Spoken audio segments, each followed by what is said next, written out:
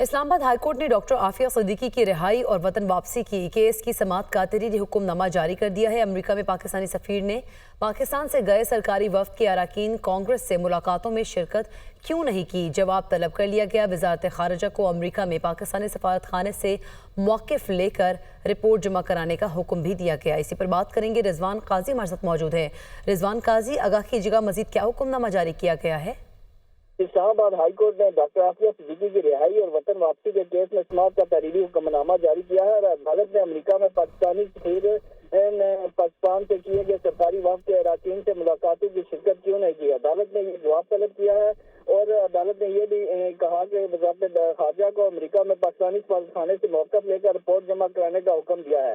عدالت نے فیصلہ میں یہ بھی کہا ہے کہ پاکستانی سفیر کو حکومت پاکستان کی نمائندگی کرنے والے وفد کی ملاقاتوں میں شرکت کرنی چاہیے تھی۔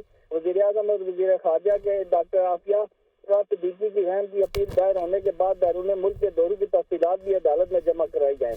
جسٹس سردار اعجاز اسحاق خان کی عدالت سے جاری حکم نامے میں یہ بھی کہا گیا ہے کہ وزارت خارجہ کے مطابق وزیر اعظم شہباز شریف کی امریکہ کے صدر کو لکھے گئے خط کا کوئی جواب نہیں آیا۔